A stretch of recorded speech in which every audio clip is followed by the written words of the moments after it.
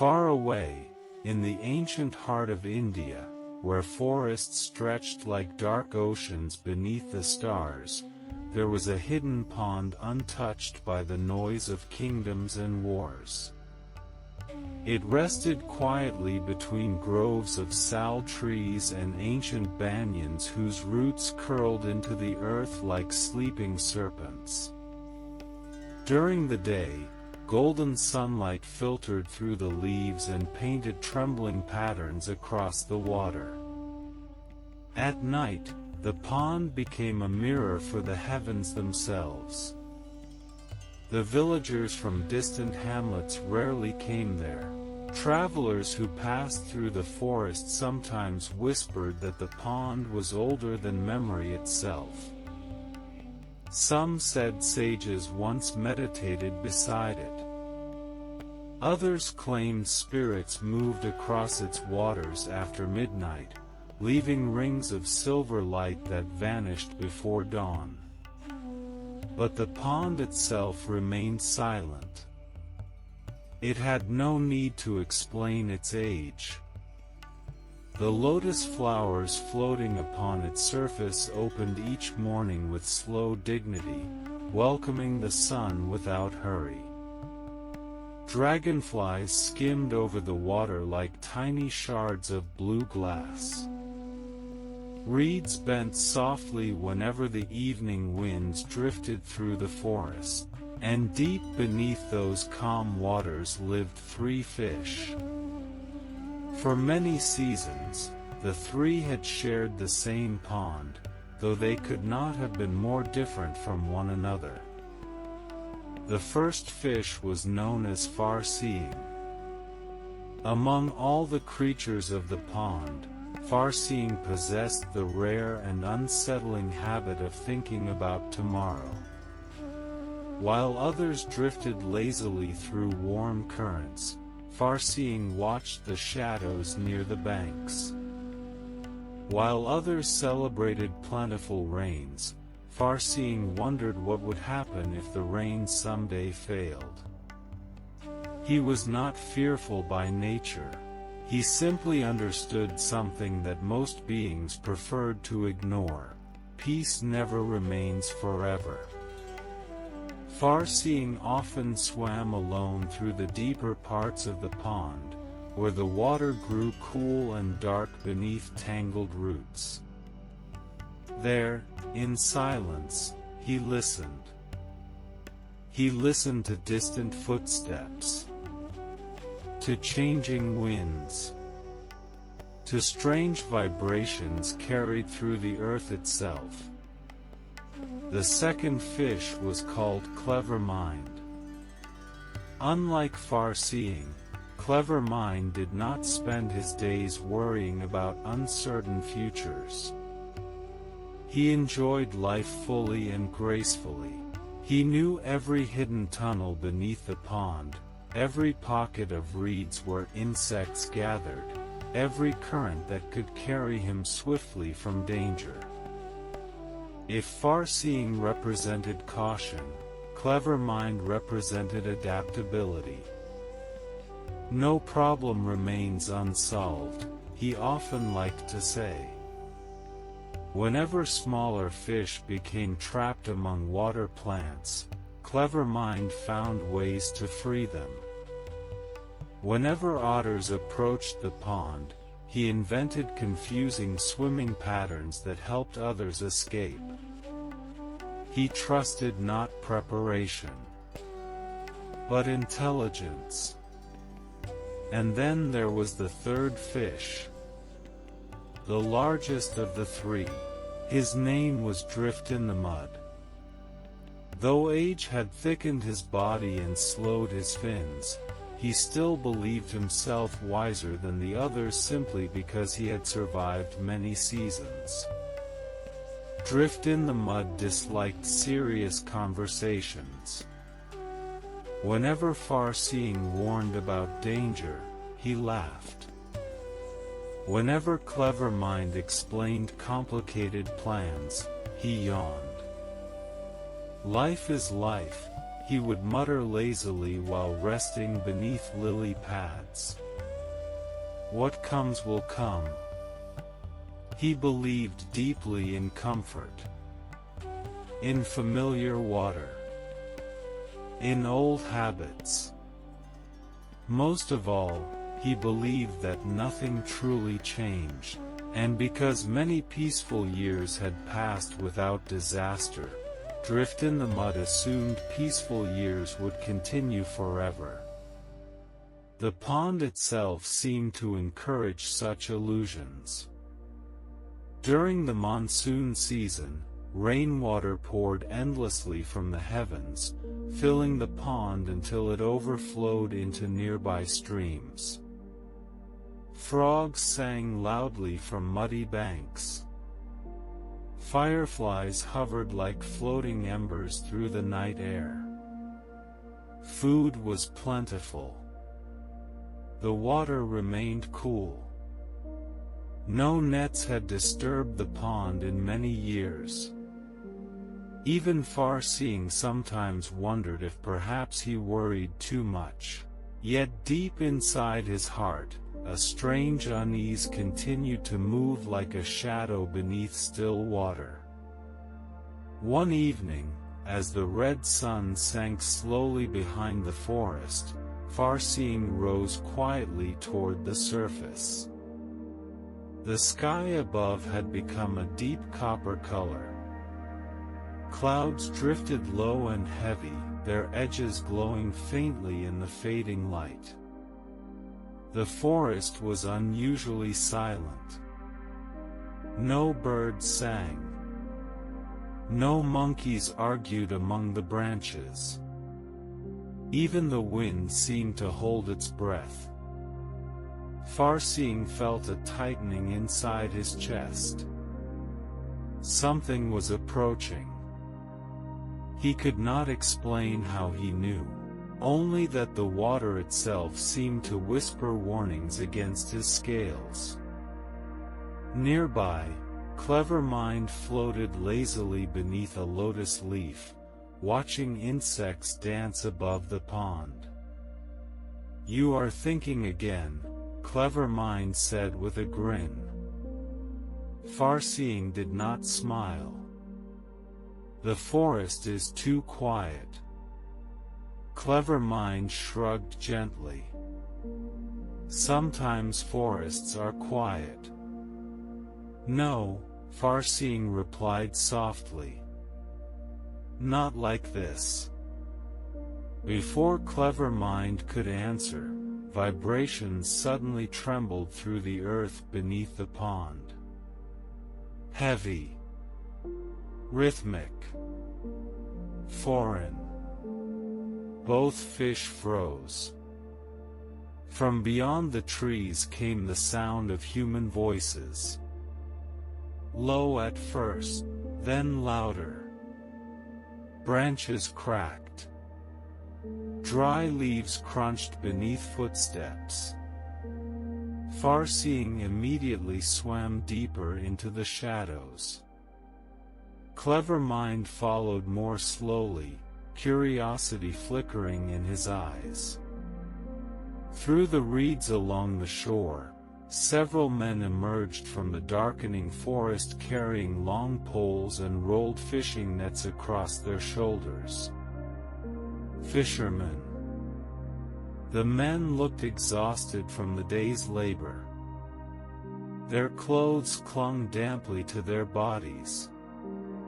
Sweat and river mud stained their legs. One of them carried a lantern whose weak golden light trembled against the coming night. They stopped beside the pond. For a long moment, none of the fishermen spoke.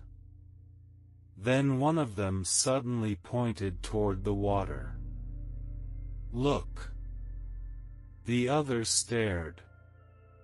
Beneath the surface, countless fish moved like drifting silver shadows through the dark water. The fishermen's tired faces slowly changed.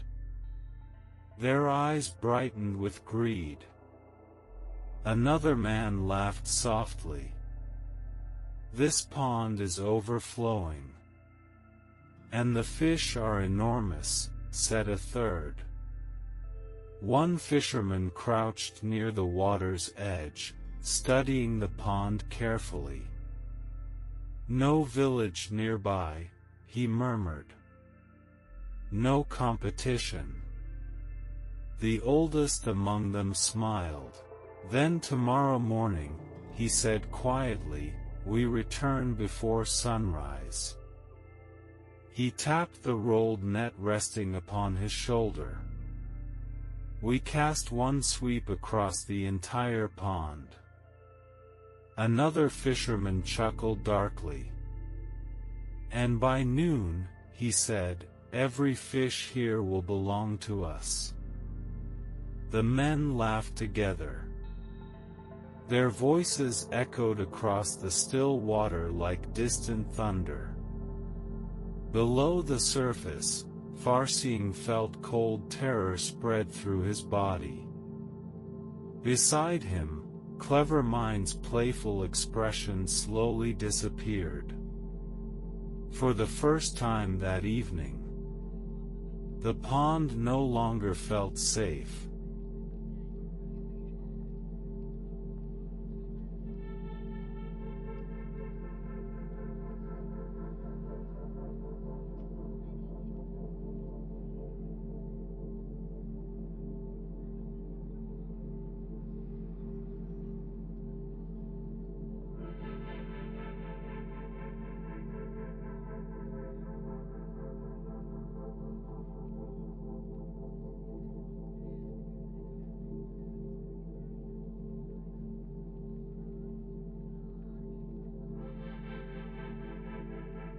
The fishermen eventually disappeared back into the forest. Their lantern light faded first. Then their footsteps. Then even the sound of broken branches vanished into the great breathing darkness of the trees. But the silence they left behind was no longer peaceful. It was the silence that follows a prophecy. Beneath the surface of the pond, countless fish continued swimming as though nothing had changed. Small silver minnows darted through reeds. Frogs floated lazily among lotus stems. Water insects skimmed the surface beneath the rising moon. Only a few creatures had understood what the fisherman's words truly meant. Farseeing remained motionless beneath the roots of an old banyan tree. His body trembled faintly. Not from weakness, but from clarity. Tomorrow, at sunrise, death would descend upon the pond. He had sensed danger before many times in his life. Storms, droughts, predators lurking in shallow water. But never had danger spoken so clearly with a human voice.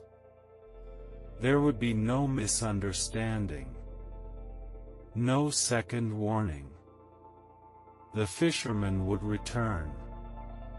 And when they did, the pond itself would become a prison.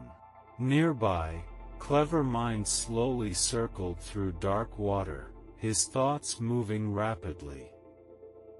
Unlike Farseeing, he did not surrender easily to fear. His mind immediately began searching for possibilities. How large were the nets? How many fishermen were there? Could one escape beneath the mud? Could the reeds conceal a hidden opening? He replayed every detail carefully. Meanwhile, Drift in the Mud floated half asleep near the surface, barely disturbed at all. The old fish yawned lazily. So much panic over a few humans, he muttered. Farseeing turned sharply toward him. A few humans, he whispered. Did you not hear them? I heard them. And you are not afraid? Drift in the Mud flicked his tail dismissively. Humans talk constantly. Tomorrow they may forget. Perhaps rain will come. Perhaps they will find another pond. Perhaps a tiger will scare them away. He stretched slowly beneath the lotus leaves. Why exhaust yourself worrying about shadows that do not yet exist? Farseeing stared at him in disbelief. These are not shadows, he said quietly. This is certainty. The old fish laughed softly. Nothing is certain. Clever Mind swam between them before the argument could grow worse. Enough, he said calmly. Fear clouds judgment. Farseeing looked toward him urgently. Then come with me. Clever Mind tilted his head. Where? There is a narrow overflow channel behind the western reeds. During the monsoon season it connects to another pond beyond the forest. Clever Mind's eyes widened slightly. You would leave tonight? Yes. The passage is dangerous, Clever Mind replied. Parts of it are nearly dry this season. I know. And there may be snakes. I know. And if the water becomes too shallow halfway through, I would still rather die searching for safety, Farseeing interrupted softly, than remain here waiting for death to arrive. The water grew still. Even Clever Mind could not immediately answer. Above them, the moon slowly rose higher into the night sky. Its pale reflection trembled upon the pond like liquid silver. Farseeing looked at both companions carefully. We still have time, he said. If we leave now, we may survive together. Drift in the Mud rolled lazily onto one side. You speak as though the world is ending. For us, it may be. The old fish snorted. You always imagine disasters. Yet year after year nothing happens. Because danger has not arrived before does not mean it never will. Drift in the Mud closed his eyes. I was born in this pond. My parents lived here. Their parents lived here. The mud knows my body. The water knows my breath.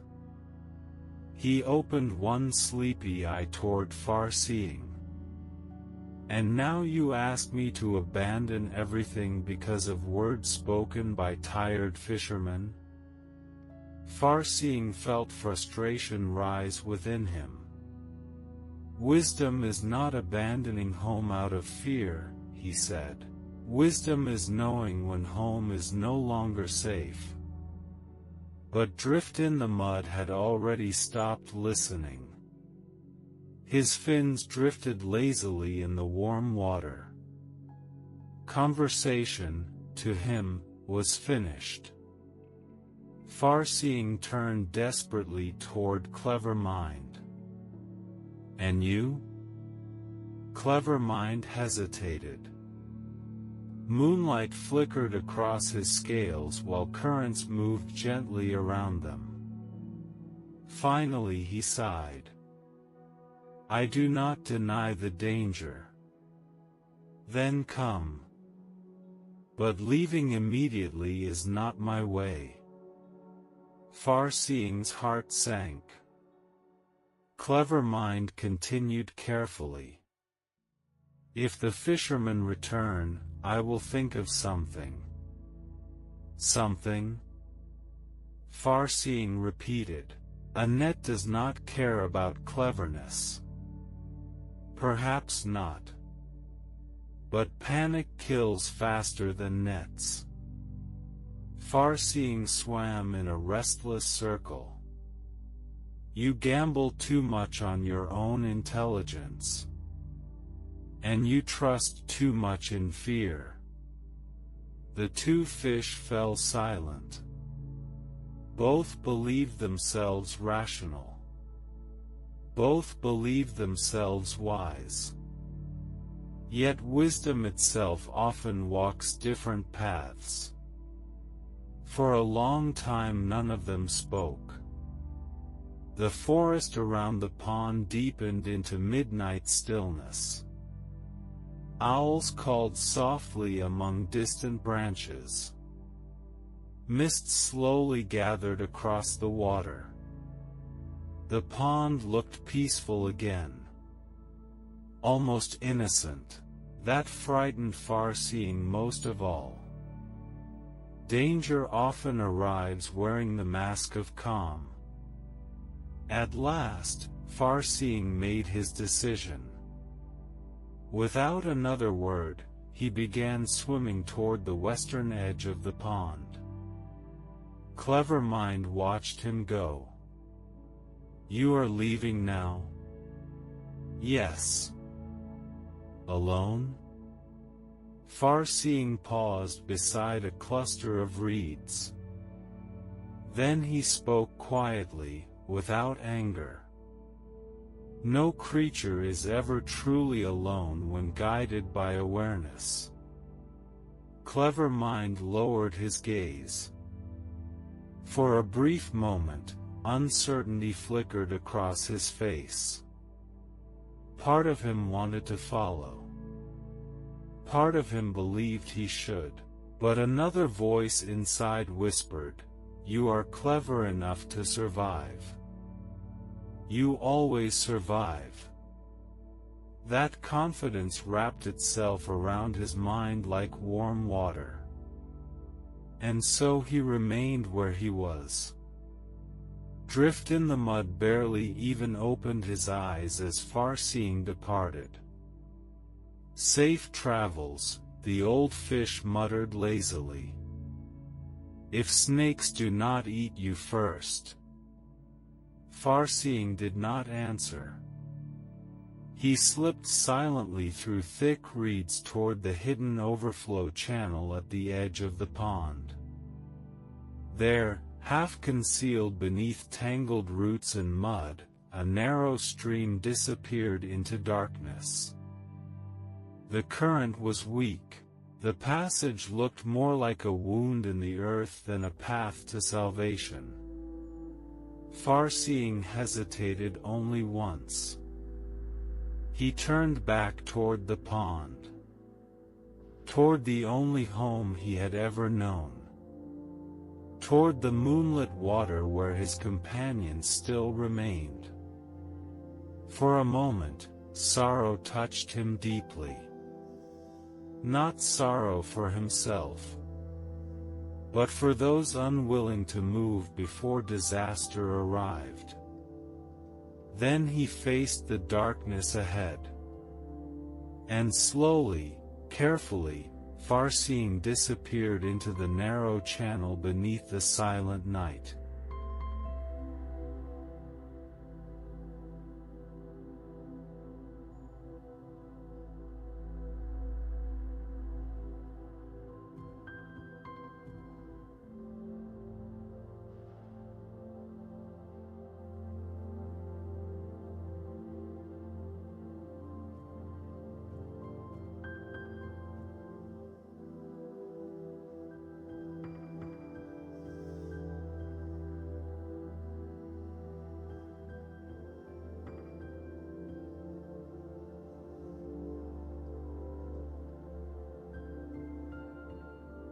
The overflow channel was colder than Farseeing remembered.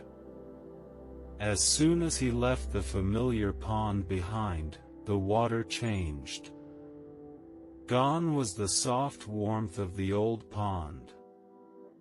Gone were the drifting lotus roots and quiet currents he had known since birth. Here, the water moved through tight spaces beneath tangled earth. Mud pressed heavily against his scales. Sharp stones scraped the sides of the narrow channel. Dead leaves floated like dark hands brushing against his body.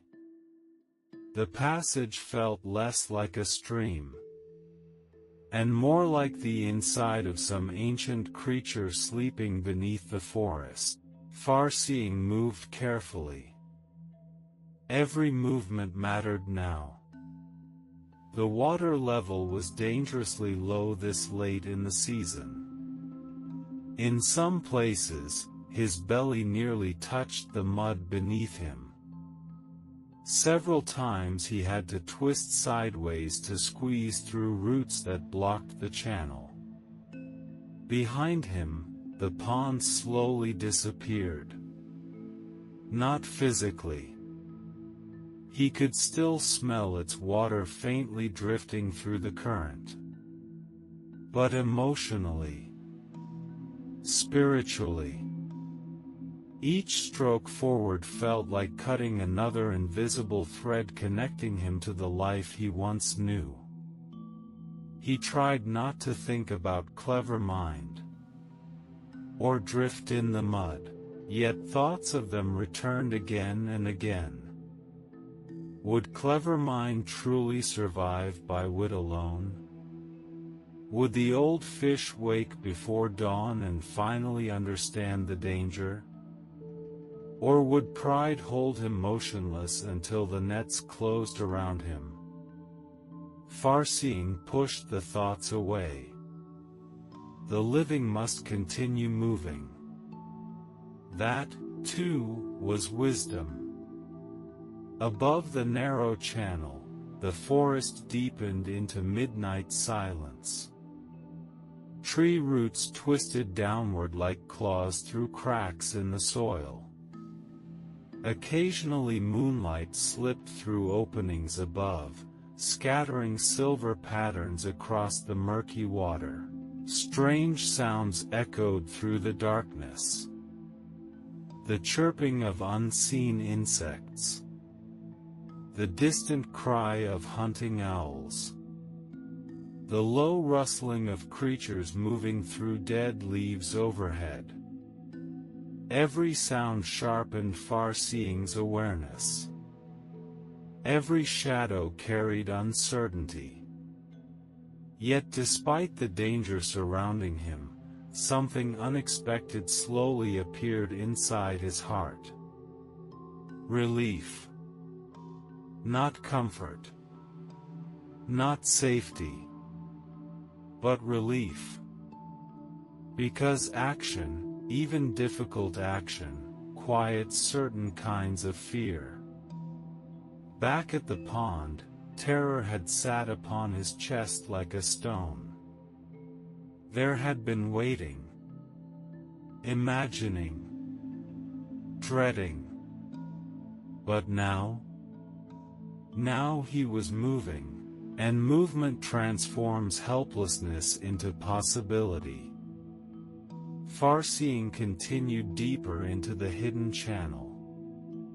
Hours seemed to pass. Sometimes the water widened enough for him to swim normally. Other times the stream nearly vanished beneath thick mud, forcing him to wriggle desperately forward. Once, he froze completely. A long dark shape moved silently above the water. Snake. Its body slid across exposed roots while its tongue flickered through the night air. Farseeing pressed himself motionless into the mud. The snake lingered. For several terrible moments, its head hovered directly above the narrow channel. Farseeing could hear his own heartbeat. Then, slowly, the predator moved away into darkness. Only after several minutes did Farseeing dare move again. Exhaustion slowly crept into his muscles. He had never traveled this far from the pond before.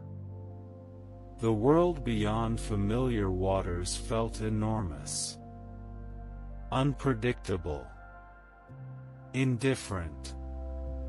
Yet something else stirred quietly beneath his fear, a strange awakening.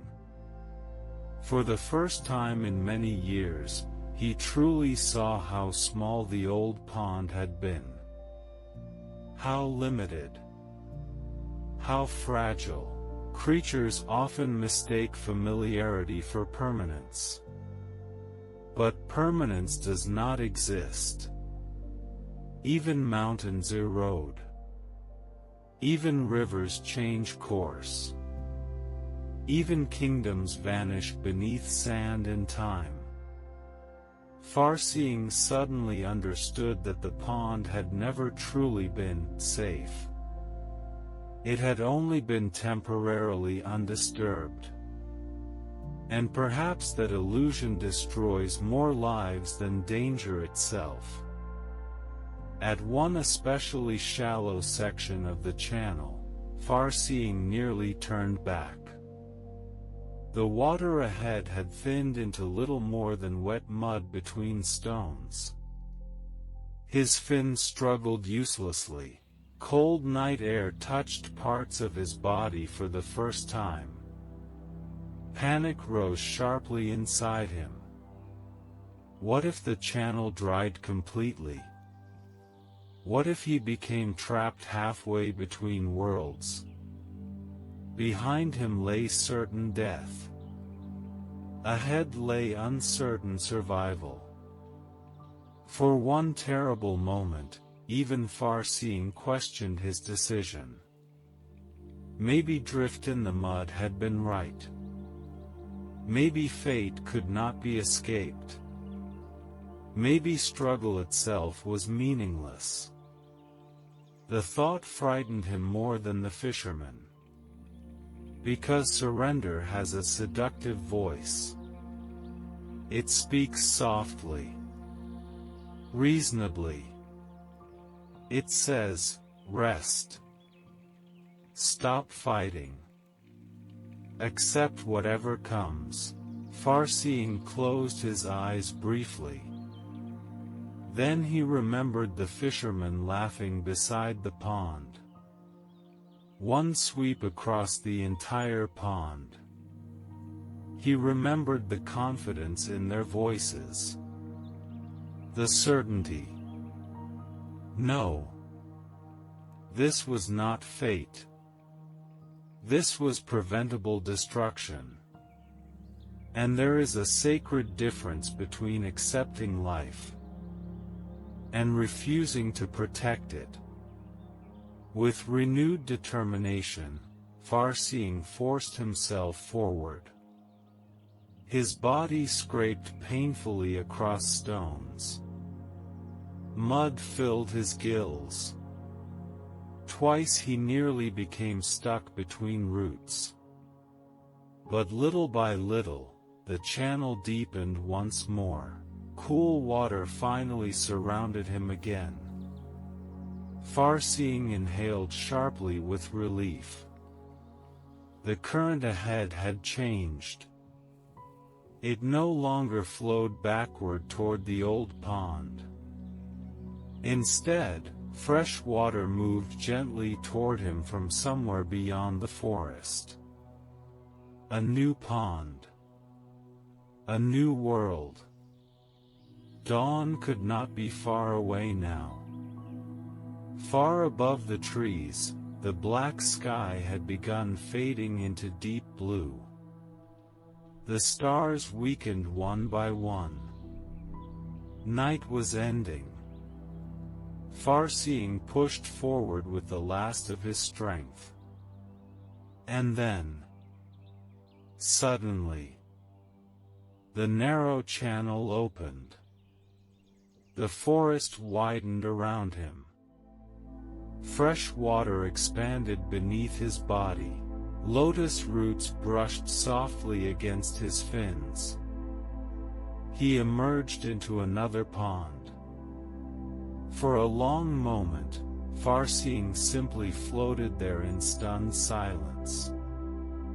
The new pond was vast, much larger than the old one. Mist drifted gently across the water while pale dawn light spread through the trees. Birdsong slowly awakened across the forest. The world felt impossibly calm. Far-seeing looked back once toward the narrow channel behind him, toward the darkness he had crossed, toward the old life now far away. A deep sadness touched him, not because he regretted leaving, but because he knew, with terrible certainty, that sunrise was now approaching the old pond. And with it, the fisherman.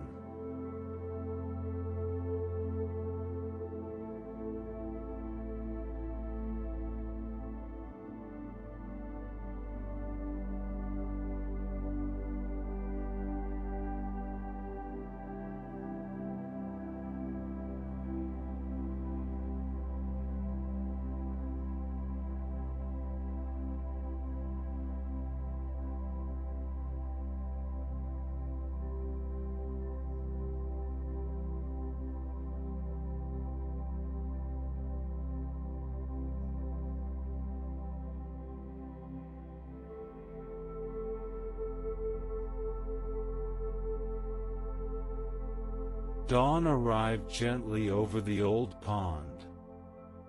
At first, the sky softened from black into deep indigo.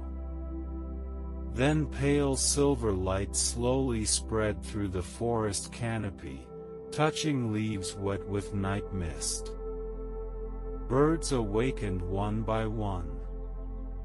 A heron glided silently above the water. Dragonflies hovered near the reeds like floating jewels. To any creature passing through the forest, the pond would have appeared peaceful, beautiful, untouched. And that is the strange nature of danger. The world often looks most beautiful just before destruction arrives. Beneath the water, countless fish drifted through the early morning currents, unaware that death was already walking toward them through the trees. Drift in the mud slept heavily beneath a cluster of lotus leaves. The old fish had barely moved all night. Occasionally he woke halfway, remembered the fisherman's warning, then immediately buried the thought beneath laziness. Perhaps they would not come. Perhaps something would delay them. Perhaps. The mind that fears discomfort will always manufacture comforting illusions. Nearby, Clever Mind remained awake. Unlike the old fish, he had not truly rested. Throughout the night he had explored the pond repeatedly, searching for possibilities. He inspected every reed bed, every muddy hollow, every root system beneath the banks. He even attempted squeezing beneath a patch of submerged stones, only to discover there was not enough space for escape. Now, as morning light spread through the water, Clever Mind finally understood something he had resisted all night. Far-seeing had been right. The pond had no true exits. Once the nets arrived, survival would depend entirely upon timing and improvisation, and even that might not be enough. A flicker of regret touched him. He should have left. Not because he lacked intelligence, but because intelligence without timely action becomes trapped inside its own confidence. Still, clever mind refused despair. Fear narrows the mind. Calm sharpens it. So he forced himself to breathe slowly while watching the surface carefully. Then, the birds suddenly fell silent. Clever mind froze. Moments later, vibrations rippled through the earth. Footsteps. Many of them. Closer than before. The fishermen had returned. From the western edge of the pond, dark shadows appeared between the trees. The men carried large rolled nets over their shoulders.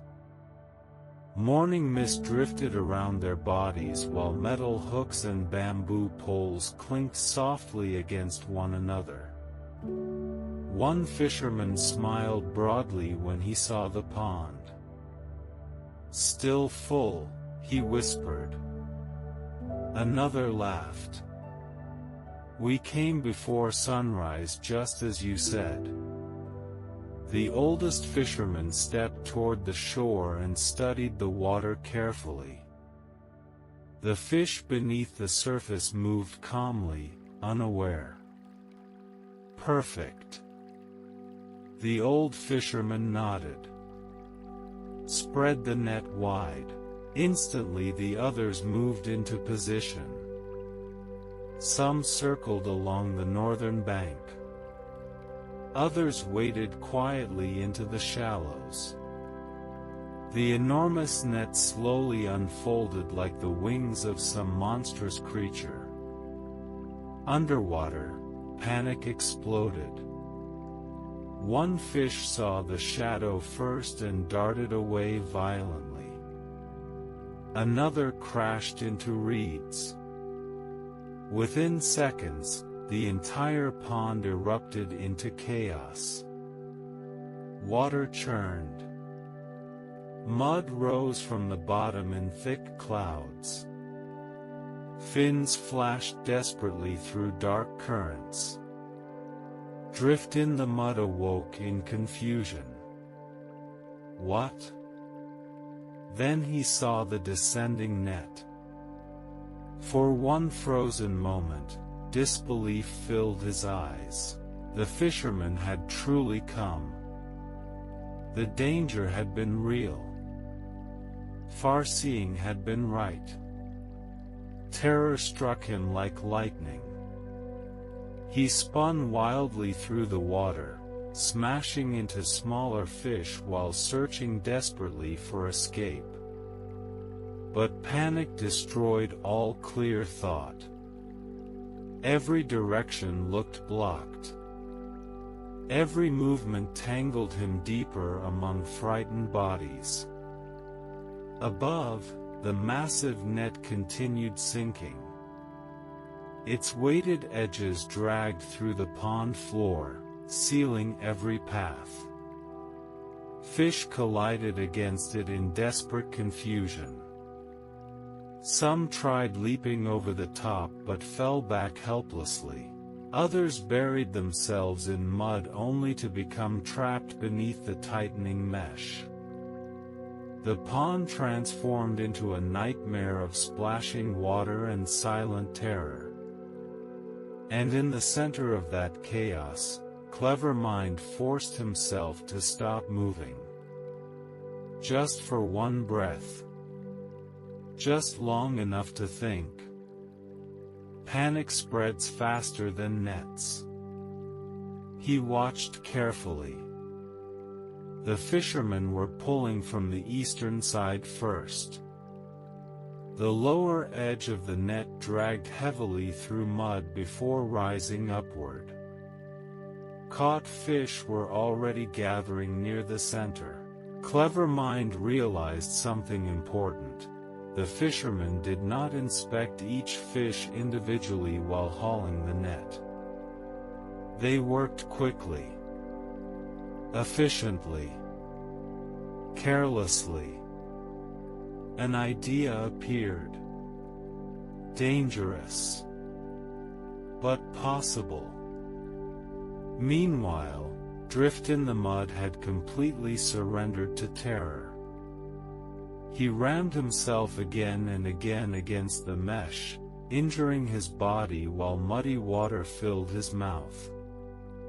The more he struggled blindly, the tighter the net became around him. Above the surface, fishermen laughed while pulling the ropes. Heavy. There must be hundreds. Pull harder. The net tightened. Fish pressed together in suffocating waves. Scales scraped against scales. Water itself seemed to disappear beneath the crushing mass of bodies. Clever Mind knew there was almost no time left. Slowly, deliberately, he rolled his body sideways, then upside down. He forced all movement to stop. Every instinct screamed at him to struggle, to flee, to thrash. But survival sometimes requires the opposite of instinct. His body floated limp among the trapped fish. Motionless. Dead. The net rose higher. Higher. Suddenly the crushing water vanished. Air struck his scales. The fish had been lifted from the pond. Dozens of bodies flopped violently inside the net while the fishermen dragged their catch toward shore. Clever Mind remained perfectly still. One fisherman peered inside. "This one's already dead," he muttered, noticing Clever Mind floating belly up. "Throw it aside," another replied. "No need wasting basket space." Rough hands grabbed Clever Mind. For one terrifying instant, he nearly reacted. But he forced himself limp. Then, he was thrown violently onto wet ground near the shore. Pain exploded through his body. The world spun. Air burned against his gills. Still he did not move. Not yet. Not yet. Nearby, fishermen remained busy hauling the rest of the catch. No one watched him closely. Clever Mind waited. 1 breath. 2 breaths. 3. Then suddenly, with every ounce of strength remaining, he twisted violently and launched himself toward the water. A fisherman shouted, "Hey!" Too late. Clever Mind struck the muddy bank, bounced once, and disappeared back into the pond with a powerful splash. The fisherman cursed furiously. But the surviving fish were already trapped. None of them bothered chasing a single escapee. Underwater, Clever Mind shot deep beneath tangled roots, heart pounding wildly. He had survived. Barely. But as relief flooded through him, another terrible realization followed close behind. Drift in the mud was nowhere to be seen.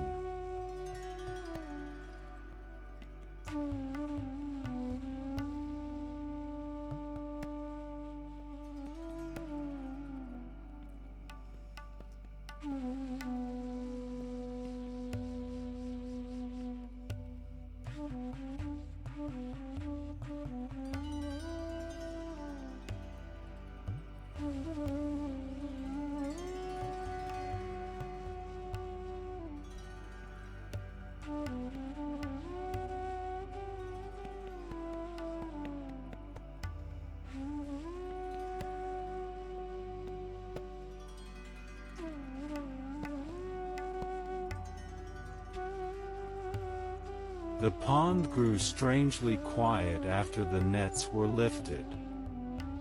Not peaceful quiet. Not the soft silence of dawn before birds awaken. This silence felt wounded, broken. Mud still drifted through the water in dark clouds where hundreds of frightened fish had struggled moments before. Torn lotus stems floated near the surface. Reeds bent crookedly along the shore where fishermen's boots had crushed them. The pond itself seemed stunned, as though it could not yet comprehend what had happened to it. Beneath tangled roots near the eastern bank, Clever Mind remained hidden motionless in the shadows. His entire body trembled uncontrollably. Not from cold, but from survival. He could still feel rough human hands against his scales. Still smell the dryness of air outside the water. Still hear the suffocating chaos inside the net. For a long time he did not move. Survival often arrives too suddenly for the mind to understand. Only after danger passes does fear fully awaken. Above the surface, the fishermen continued sorting their catch. Large woven baskets lined the shore. Fish thrashed violently inside them, silver bodies flashing in the morning light before slowly weakening from exhaustion. Some fishermen laughed while counting. Others argued over size and price. To them, the pond had transformed into profit. Nothing more. Clever Mind listened carefully from beneath the roots. Every sound sharpened his sorrow. Because hidden among the splashing bodies inside those baskets was drift in the mud. At first Clever Mind refused to believe it. Surely the old fish had escaped somehow. Surely he had hidden beneath deeper mud. Surely, but deep inside, Clever Mind already knew the truth. He had seen the panic, the blind terror. Creatures who refuse preparation rarely discover wisdom during catastrophe. The fisherman dragged another heavy basket closer to shore. Inside, fish gasped desperately against one another. And then Clever Mind saw him. Drift in the mud. The old fish lay near the bottom beneath dozens of struggling bodies. His scales were torn. One fin bent unnaturally sideways. Mud covered his eyes. Yet he was still alive. Barely. Clever Mind felt a painful tightening in his chest. Slowly, carefully, he moved closer beneath the shallow water near shore.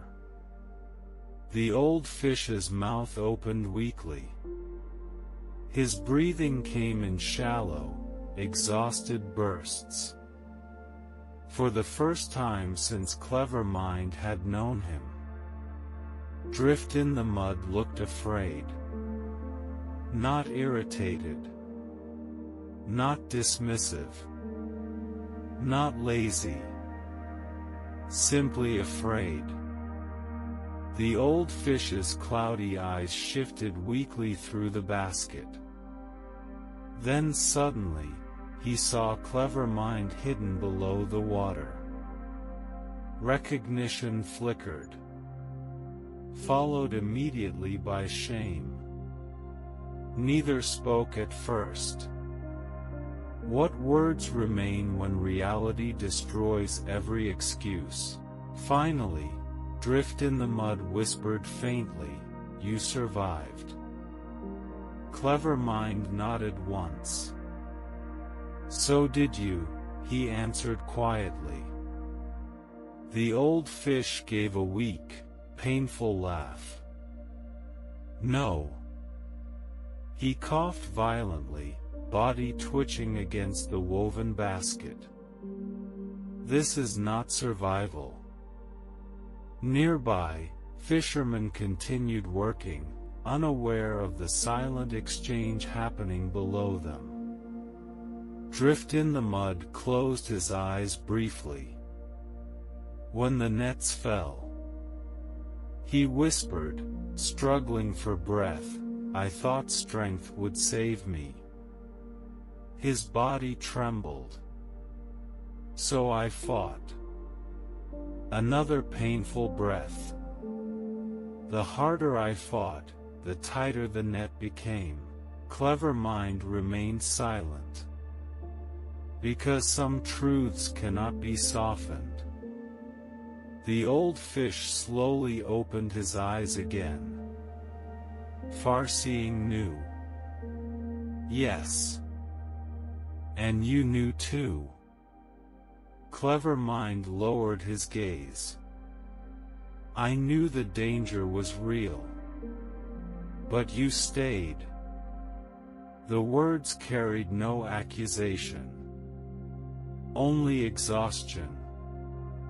Only sorrow. Clever Mind answered honestly. "I believed I could outthink disaster."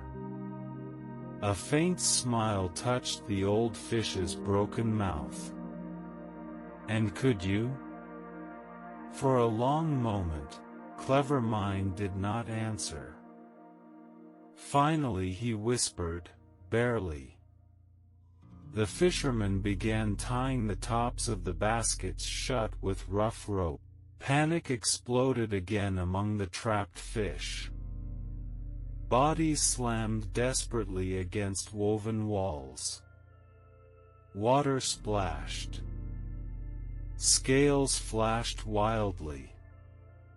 Drift in the Mud did not struggle this time. Perhaps he no longer possessed strength. Or perhaps, at last, he understood the futility of panic. His cloudy eyes drifted toward the pond one final time. Toward the water where he had spent his entire life.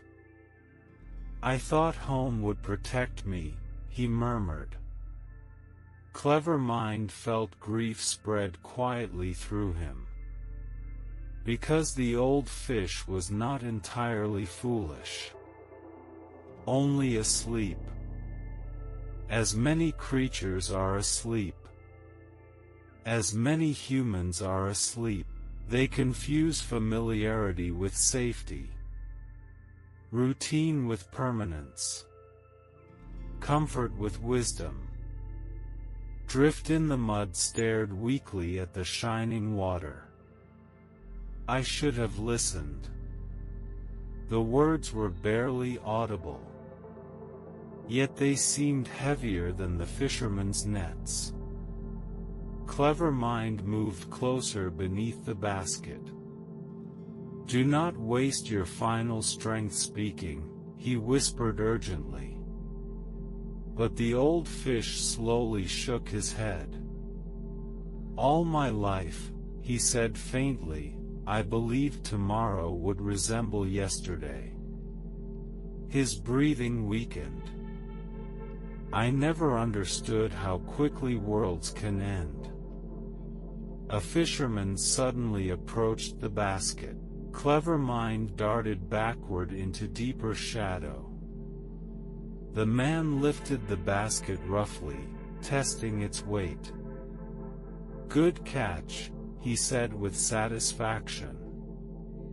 Another fisherman laughed nearby. "The market will be full today." The basket rose slightly from the ground. Inside, trapped fish slid helplessly against one another. Drift in the Mud winced painfully. Then, through the woven reeds, his eyes found Clever Mind one last time. There was no pride left inside them now. No stubbornness. Only clarity born too late. "Tell me something," the old fish whispered. Clever Mind waited silently. Drift in the Mud's voice trembled. Was Farseeing afraid when he left? The question surprised him. Clever Mind thought carefully before answering. "Yes," he said softly. "Very afraid." The old fish blinked slowly. "Then why did he go?" Clever Mind looked toward the distant western reeds where the hidden channel waited beyond sight. Then he answered quietly, "Because wisdom is not the absence of fear." He paused. "It is choosing truth over comfort." For a long moment, Drift in the Mud said nothing. Then, slowly, a strange peace entered his tired eyes. Not happiness. Not hope. Understanding. Painful understanding. The kind that arrives only after illusion finally breaks. The fisherman lifted the basket fully now. Water streamed from its woven sides back into the pond. Drift in the Mud's body shifted weakly among the others. He looked once more toward the water below. Toward the world he would never return to. And then, very softly, almost like a sigh carried by wind, he whispered, "I was asleep." The fishermen carried the basket away through the forest. Their footsteps slowly faded between the trees. Clever Mind remained hidden beneath the roots long after they disappeared. The pond felt emptier now. Not merely because so many fish were gone, but because innocence itself had been removed from the water. At last, Clever Mind slowly emerged from the shadows. The surface reflected the brightening morning sky. Peaceful again. Beautiful again. But he no longer trusted beauty. And deep inside his heart, one truth echoed again and again: Farseeing had not escaped because he was luckier. He survived because he accepted painful reality before reality became unavoidable.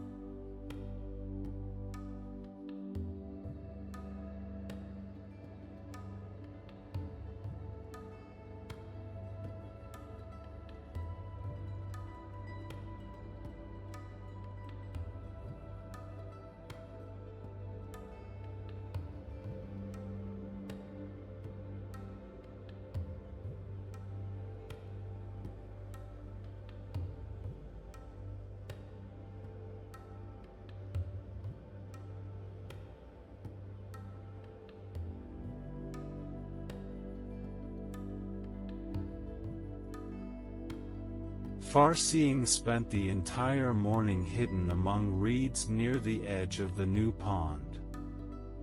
Though he had escaped the fishermen, his body remained tense, as if danger still lingered somewhere behind every ripple of water.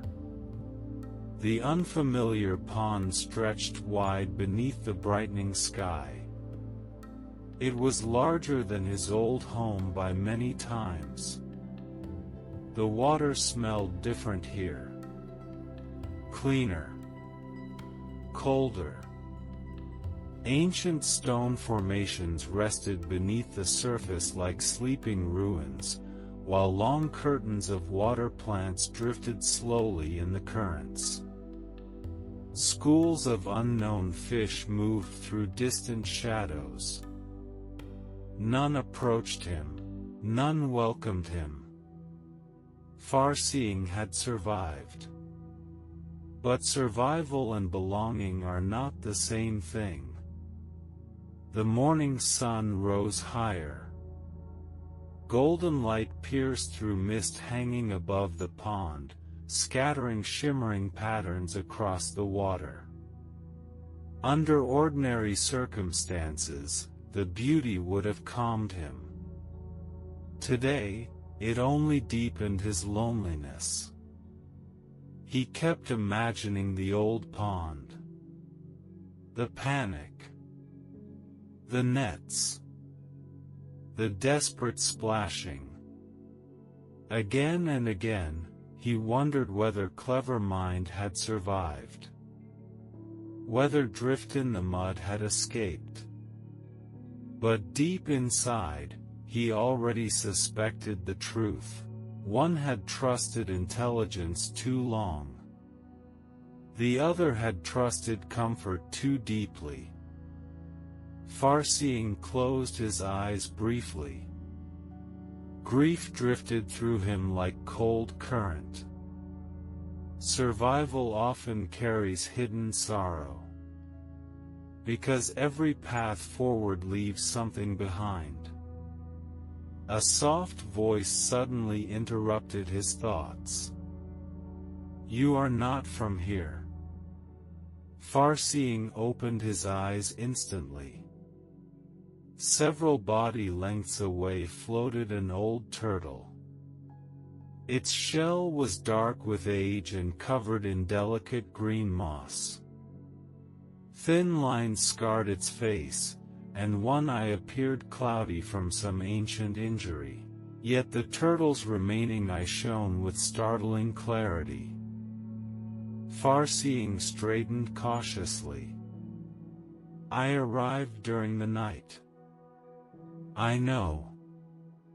The turtle drifted closer with slow, effortless movements. "You came through the Western Channel." Farseeing blinked in surprise. "You know that passage?" The turtle gave a faint smile. "Very few creatures use it anymore. Most fear the darkness too much." Farseeing lowered his gaze. The darkness was dangerous. "Yes," the turtle replied calmly. "But remaining asleep inside false safety is often more dangerous." Farseeing looked up sharply. Something about the turtle's voice carried unusual depth. Not merely intelligence. Experience. The turtle studied him quietly for a moment. "You escaped something." Farseeing hesitated. Then slowly, he nodded. "Fisherman." The turtle closed his eyes briefly, as if unsurprised. They returned to the southern ponds again. "You know about them?" "I know about humans." The turtle drifted beside him beneath the reeds. "For many years I have watched them travel these forests." Farseeing remained silent. The turtle continued, "Humans are strange creatures. They build beautiful temples while carrying nets. They pray for peace while fearing hunger. They destroy what feeds them, then mourn what disappears." The old turtle's voice held no anger, only weary understanding. Farseeing finally asked the question haunting him. "Do you think the others survived?" The turtle did not answer immediately. Instead, he looked toward the distant horizon where sunlight touched the water. "At your old pond," he said softly, "how many fish believed danger would arrive?" Farseeing thought carefully. "Very few. And how many believed comfort would continue forever?" Farseeing said nothing, because he understood. The turtle nodded gently. "Most creatures do not die because danger exists."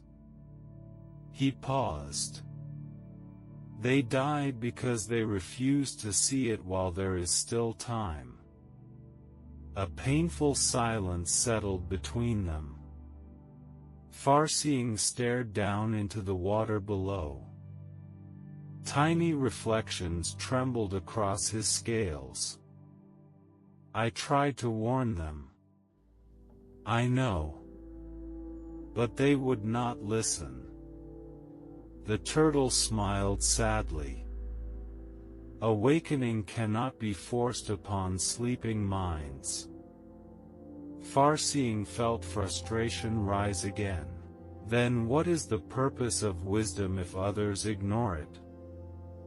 The old turtle chuckled softly. "That question has troubled sages for thousands of years."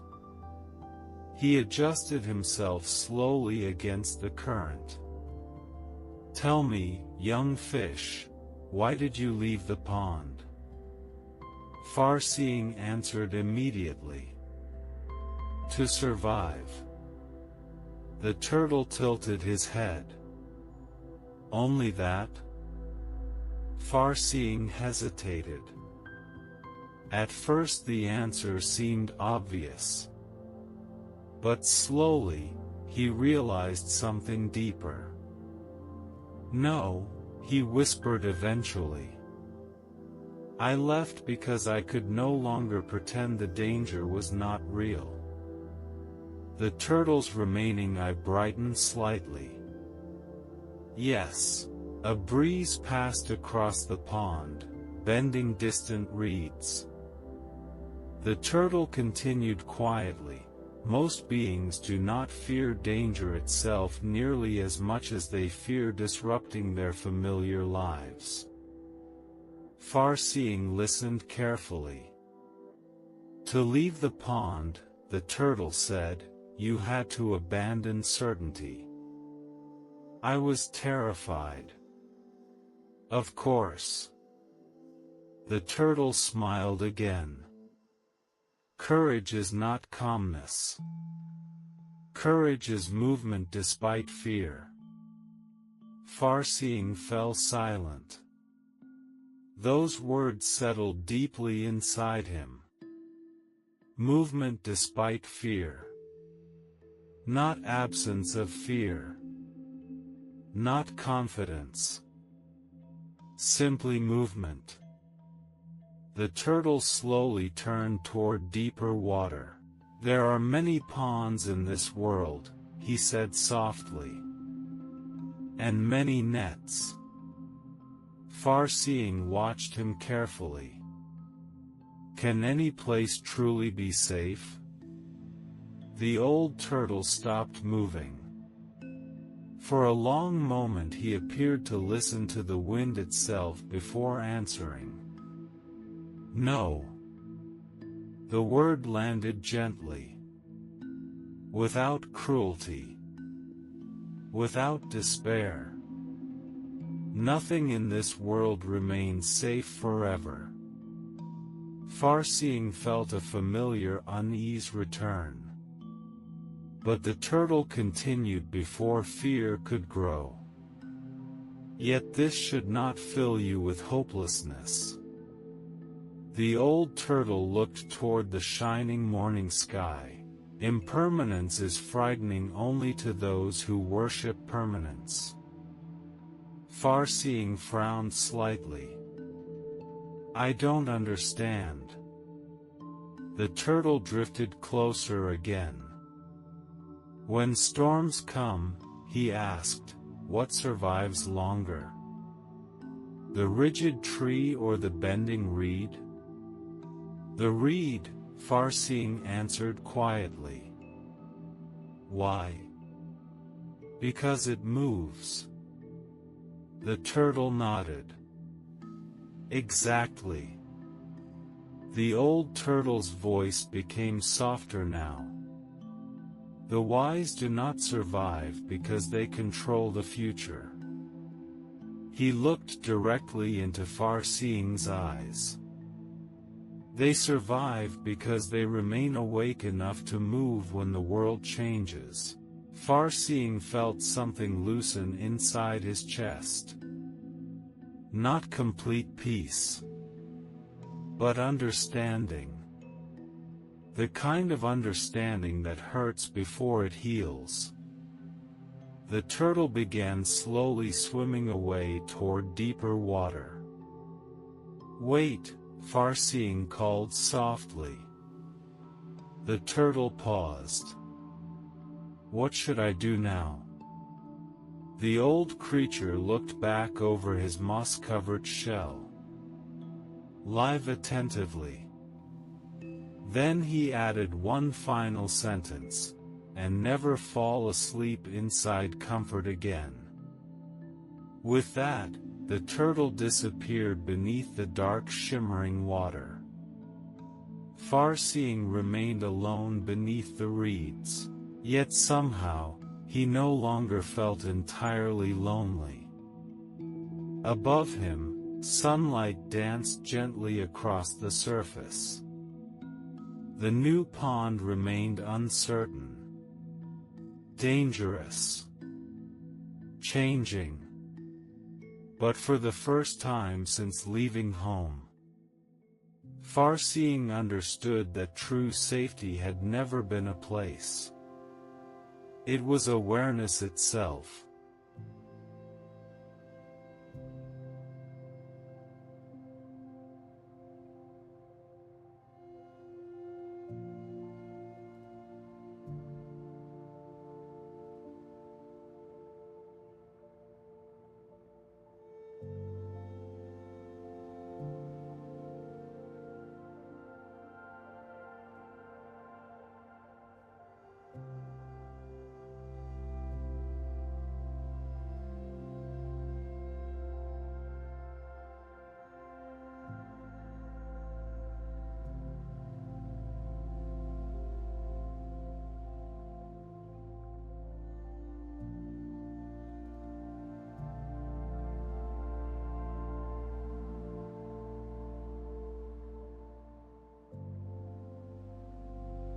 Days passed over the new pond. Then weeks. The forest slowly shifted from the heavy fullness of late monsoon into the quieter season that followed. Water levels lowered slightly along the edges of the pond. Morning mist became thinner. The nights grew cooler. Farseeing remained. At first, the other creatures treated him cautiously. Newcomers always carried uncertainty.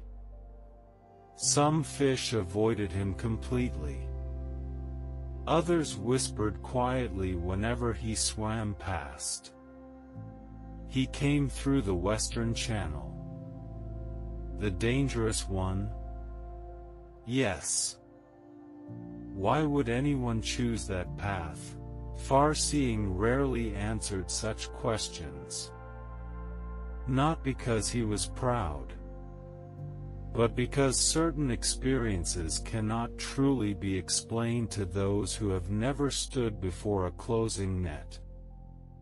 Instead, he spent much of his time alone near the deeper parts of the pond, watching, listening, learning the movements of unfamiliar currents. The old turtle appeared occasionally, always without warning.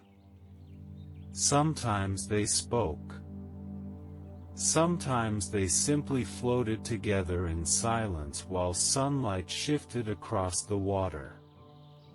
Farseeing began noticing things he had ignored during his old life, how dragonflies vanished before storms, how birds changed direction hours before heavy rain, how reeds along the shore bent differently when humans approached nearby forests. Awareness itself slowly became his new way of living. Not fear, not paranoia. Awareness. There is a difference. Fear imagines danger everywhere.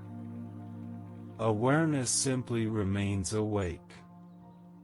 One evening, while twilight spread copper light across the pond, a group of younger fish gathered nearby whispering nervously. Farseeing overheard fragments. Southern forest. Humans again. Nets. Instantly, the old pain inside his chest returned. He swam closer. What happened? The younger fish startled slightly at his voice. One finally answered. A flock of cranes arrived this morning from the south. And? They said several smaller ponds have disappeared. Farseeing's body stiffened. Disappeared? The fish nodded nervously. Drained by humans. The creatures there were taken away in baskets. Silence spread through the water. The younger fish looked frightened now. One asked quietly, "Is it true humans can empty entire ponds?" Farseeing closed his eyes briefly. Images flashed through his mind again. The descending net. The screaming chaos. Drift in the mud's final eyes. "Yes," he answered softly. "It is true." Fear immediately spread among them. Questions burst out all at once. Will they come here? How do we stop them? Should we hide? Should we leave? Farseeing remained calm. Panic would help no one. Before he could answer, another older fish approached slowly from deeper water. Its scales were scarred with age, and one side of its tail appeared partially missing. The older fish studied Farseeing carefully. "I know you," he said suddenly. Farseeing blinked in surprise. "You do? You came from the southern pond beyond the forest." Farseeing stared. The old fish nodded slowly. "I was born there long ago." A strange stillness entered the water. The younger fish listened closely now. The scarred fish drifted beside Farseeing. "That pond was once enormous," he murmured. "Much larger than it became later." Farseeing frowned slightly. What happened to it? Seasons changed. Water routes shifted. Humans built farms nearby. The old fish's voice carried deep weariness. Every year the pond shrank a little more. But most creatures refused to notice. Farseeing felt something tighten inside him again. The scarred fish continued, "They always said the same things." He gave a sad smile. "Tomorrow will be like today." The younger fish exchanged nervous glances. Farseeing asked quietly, "Did fishermen come before?" "Oh yes." The old fish looked toward the darkening sky. "Again and again." "Then why did the others stay?" The scarred fish laughed softly. Not cruelly. Just sadly. "Because leaving hurts." The answer settled heavily over the water. Many of the younger fish lowered their eyes. The old fish continued, "To abandon familiar water feels like tearing away part of yourself." He turned toward Farseeing. "You understand this now?" Farseeing nodded slowly. "Yes." The old fish's damaged tail shifted gently in the current. "Most creatures wait too long." "Why?" "Because they hope reality will change before they are forced to." The words echoed painfully through Farseeing's heart. Hope itself is not dangerous. But when hope becomes denial, it blinds. The younger fish grew increasingly uneasy. One finally whispered, "What should we do?" All eyes turned toward Farseeing now. He hesitated. Not because he lacked answers, but because he understood how difficult true answers often are. Finally he spoke carefully. "First, remain calm." The younger fish listened intently. Fear spreads faster than wisdom. He slowly circled through the water while speaking. "Watch the forests, the birds, the changing currents, the sounds carried through the ground." The scarred old fish nodded approvingly. Farseeing continued, "If danger approaches, do not wait for certainty." Several younger fish looked confused. "What do you mean?" Farseeing paused before answering. "By the time danger becomes obvious to everyone." His voice softened. "Escape may already be impossible."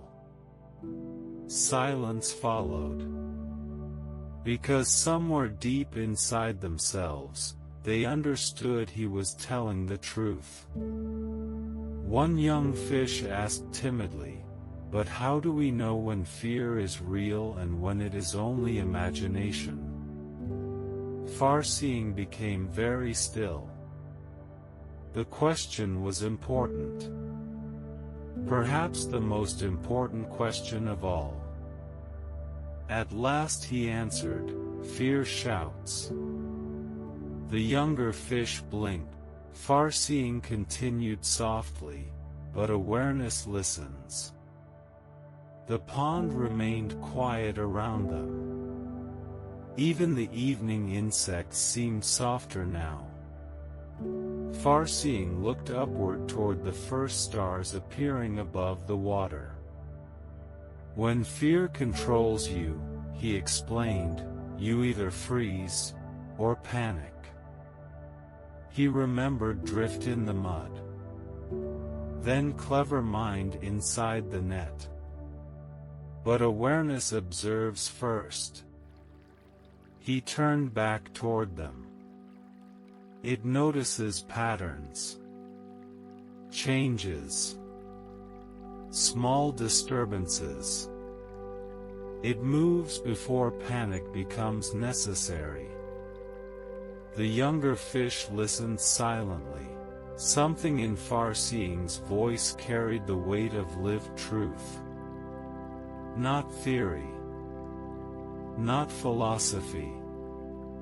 Survival. The scarred old fish suddenly smiled faintly. You have changed.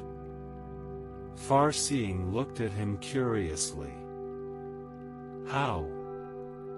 When you first arrived, you carried only fear. The old fish's eyes softened. Now you carry understanding. Farseeing remained quiet for a long moment. Then he asked softly, "Is there a difference?" The scarred fish nodded. A great difference. He looked toward the dark water below. Fear only wants safety. But understanding accepts that safety never lasts. The evening wind drifted gently across the pond. Farseeing slowly absorbed those words. Yes. That was true. Back at the old pond, he had believed survival meant finding a place where danger could never reach him. Now he understood something deeper. Wisdom was not escaping danger forever. Wisdom was refusing to fall asleep while alive. Night fully settled over the pond. One by one, the younger fish drifted away into darkness. But before leaving, several paused respectfully near Farseeing. Not because he was stronger than them, but because suffering had transformed him into something rare, someone awake. Farseeing remained alone beneath the stars long after the others departed. The surface reflected moonlight like liquid silver. Somewhere far away beyond the forest, humans still moved through the world carrying their nets. Storms would still come. Ponds would still change. Nothing had become permanently safe. Yet inside himself, Farseeing no longer felt hunted by fear. Because awareness had replaced illusion. And once illusion breaks, the world may still be dangerous, but it also becomes clear.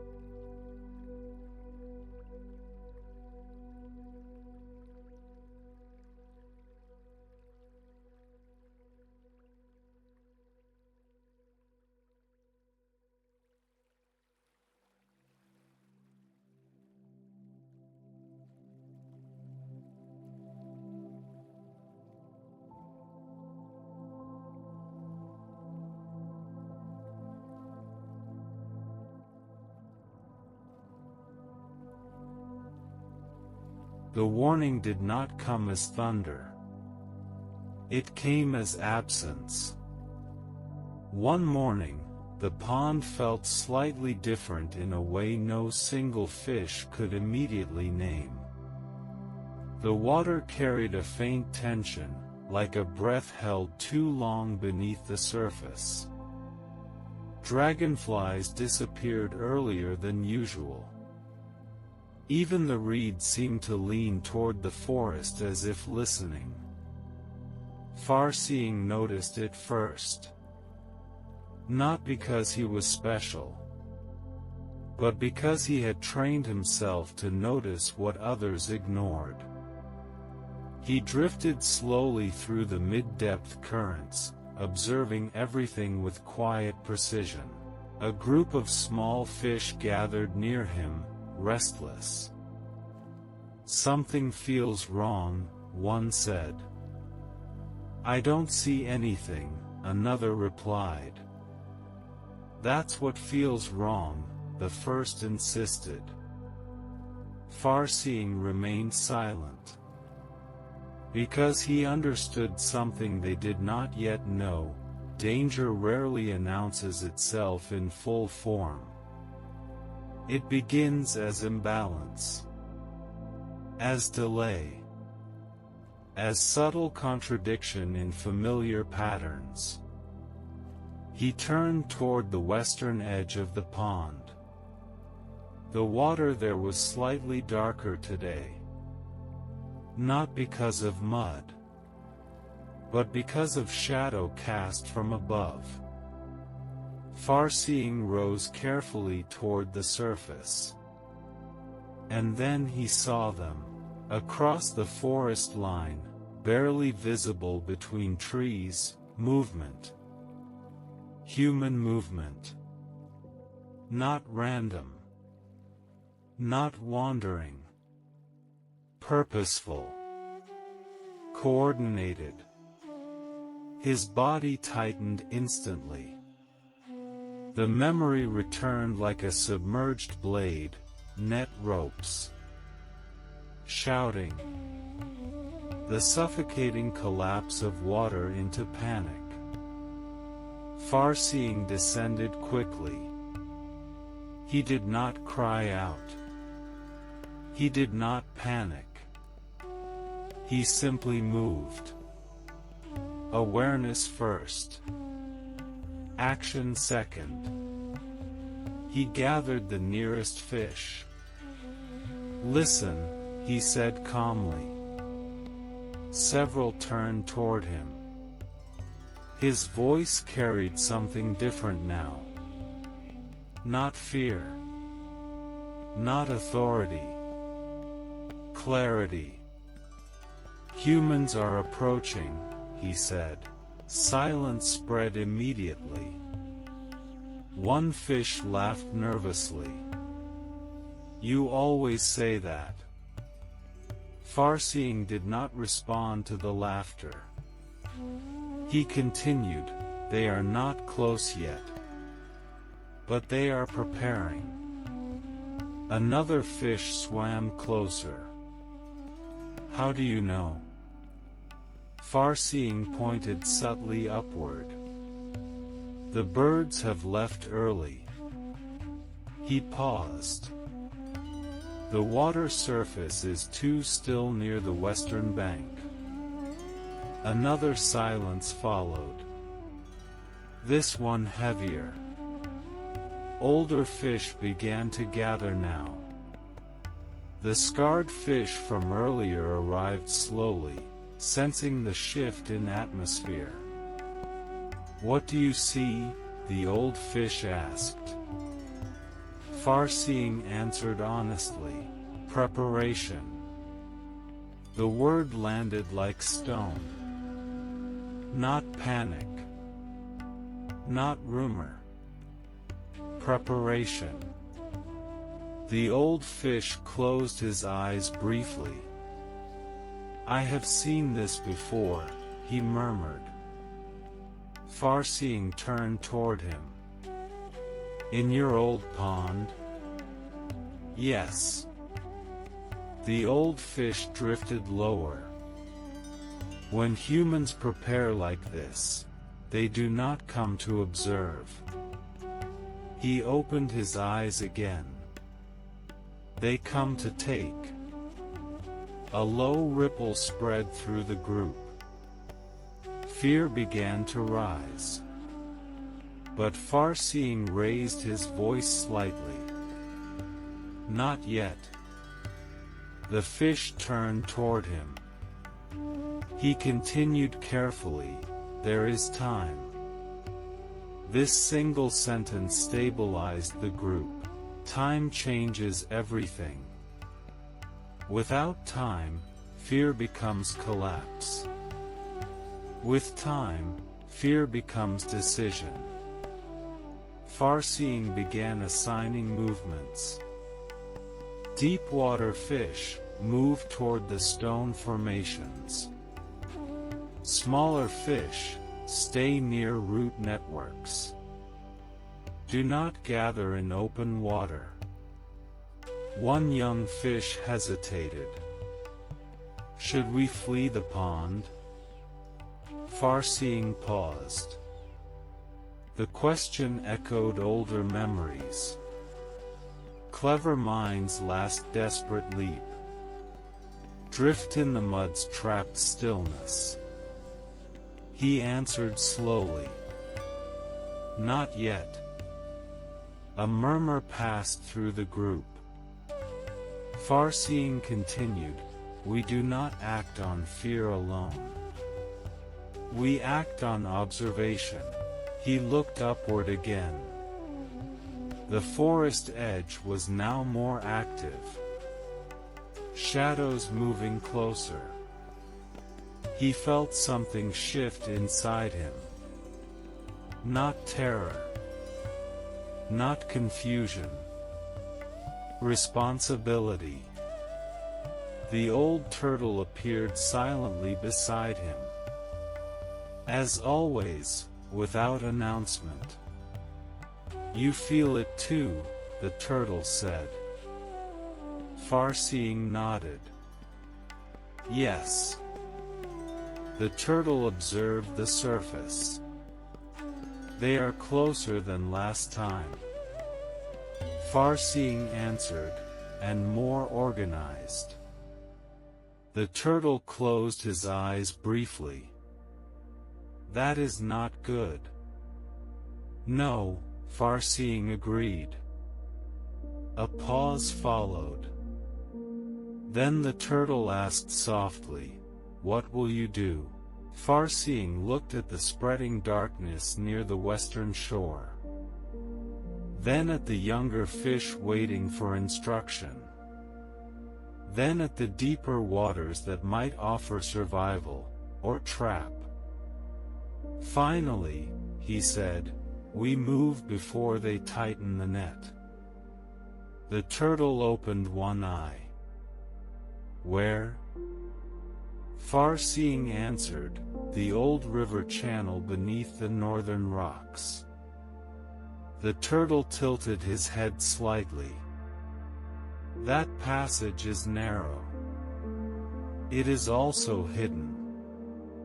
The turtle studied him for a long moment. Then he said, you are no longer just surviving. Far-Seeing looked at him. What am I then? The turtle answered quietly, you are responsible for others now. Those words changed something subtle in Far-Seeing's posture. He had known this, perhaps. But hearing it made it real. Above them, the water trembled faintly. A distant vibration passed through the pond floor. Then another. Closer. Far-Seeing raised his voice immediately. Now. The pond erupted into motion. Not chaos, but organized urgency. Fish moved in groups toward deeper structures. Currents shifted as bodies relocated. Far-Seeing guided younger fish toward the root corridors. Stay low, he instructed. Do not rush, do not scatter. The scarred old fish moved beside him. "You are doing well," he said. Farseeing did not respond, because he could already feel the edge of time narrowing. The vibration grew stronger. Then, silence. A terrible silence. Farseeing froze. Even the fish stopped moving. Above the surface, the forest itself seemed to hold its breath. Then, the birds vanished all at once. Farseeing shouted, "Now move!" And the nets came. Not yet fully visible, but their shadows spread across the water like a closing sky. The first impact was psychological. Light disappeared. The pond darkened. Fish instinctively scattered. Then physical reality followed. The weighted edges touched water. The hunt had begun again. Farseeing did not look back. He moved forward into the northern currents. Behind him, chaos began to form. But ahead, a narrow passage between rocks opened like a promise. He pushed through first. Cold, fast water surged around him. Behind him, others followed. Some hesitated. Some panicked. But the majority moved. Because someone had seen early enough to lead. As he entered the narrow channel, Farseeing felt the pressure of the main pond collapsing behind them. The net was falling somewhere above. Not here. Not yet. But close enough to feel. The scarred fish caught up beside him. "You were right," the old fish said. Farseeing did not slow. "I hope I was early enough." The old fish looked back once. Then forward again. "We are still moving," he said. "That is already enough." Farseeing focused ahead. Dark water opened into deeper silence. The channel swallowed them one by one. And for the first time since the nets returned, hope was not a feeling. It was movement.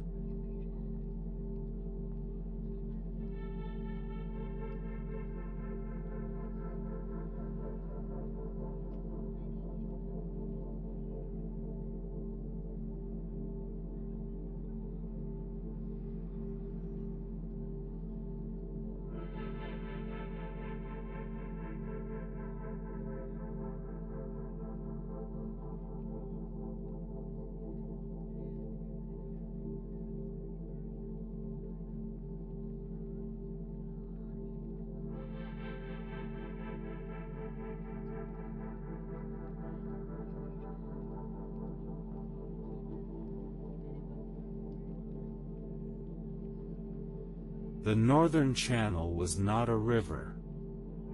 It was more like a forgotten memory of water. Thin. Uneven. Cut between ancient stone formations that had not shifted for centuries. Farseeing moved at the front, his body cutting through cold currents that pressed tightly against him from all sides. Behind him, the group of fish followed in compressed silence. No one spoke. Not because there was nothing to say, but because speaking would break the fragile discipline that kept them alive. The water itself felt different here. Heavier in some places, lighter in others, as if the channel was breathing in slow, irregular patterns. Farseeing slowed slightly, allowing others to catch up. He counted instinctively. 1 group. 2 groups. Small fish. Older fish. A few scattered individuals struggling to maintain direction. He did not allow panic to form into leadership failure. Stay close to the left wall, he instructed quietly. The current is weaker there. His voice traveled backward through the group. Each fish repeated it softly, passing the instruction like a chain of survival. The scarred old fish swam beside him again. You learned quickly, the old fish said. Farseeing did not look at him. I had no time to learn slowly. A faint pause. Then the old fish asked, Do you hear it? Farseeing stopped for a fraction of a second. At first, there was only water. Then, a distant vibration. Faint. Irregular. But growing. His body tightened. The net, he said. The old fish nodded slowly. It has not fully closed above the main pond yet. Farseeing turned slightly. Then we are still ahead. The old fish did not answer immediately. Instead, he looked at the narrow stone wall surrounding them. This passage, he murmured, was not designed for crowds. Farseeing understood immediately. The group was large. Too large. Already the channel was becoming crowded. Some fish brushed against rock edges. Others slowed the current unintentionally. The system was fragile. One mistake could collapse everything. Farseeing raised his voice slightly. Smaller fish forward. Larger bodies slow down near the rear. A ripple of adjustment moved through the group. But even as they corrected, he felt it. Pressure building. Not from above. From behind. The net was not only a physical object anymore. It was becoming time itself. A closing boundary. Farseeing pushed forward again. The channel curved sharply downward. Light from the surface disappeared completely. Now there was only dim blue-black water and the faint glow of mineral reflections on stone. Then, a sound. Not heard. Felt. A sudden tightening in the water behind them. Farseeing froze. Stop, he commanded. The group halted instantly. Silence. Then, a tremor. The rear of the group shifted violently. Some fish panicked. Move, someone shouted. Farseeing turned sharply. Don't scatter. Too late. A few fish broke formation. In narrow spaces, panic spreads like fractures in glass. The current destabilized. The channel began to feel smaller. Far-seeing shot backward. "Hold formation," he called again. But now the sound of the net above had translated into physical pressure in the water. The fishermen were tightening. Not directly here, but close enough to distort flow patterns. The channel was being affected indirectly.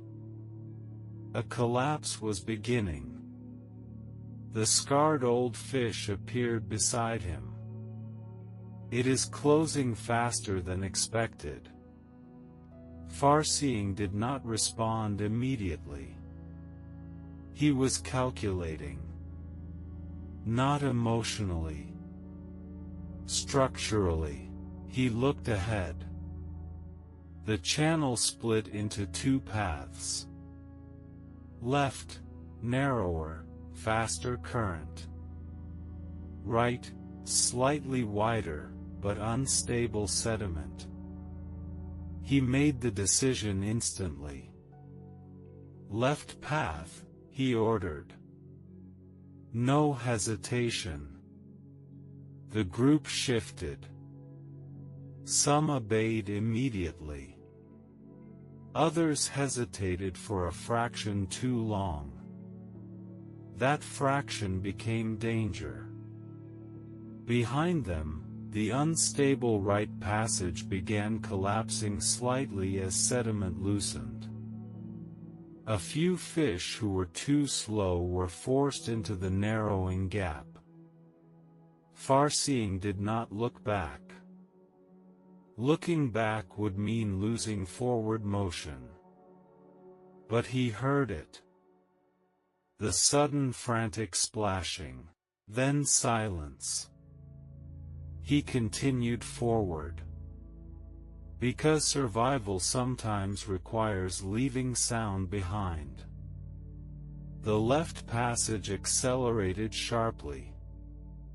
Cold water rushed faster now, guiding them deeper into hidden layers of the system. Far-seeing felt exhaustion creeping into his muscles. Not physical exhaustion alone, but cognitive load.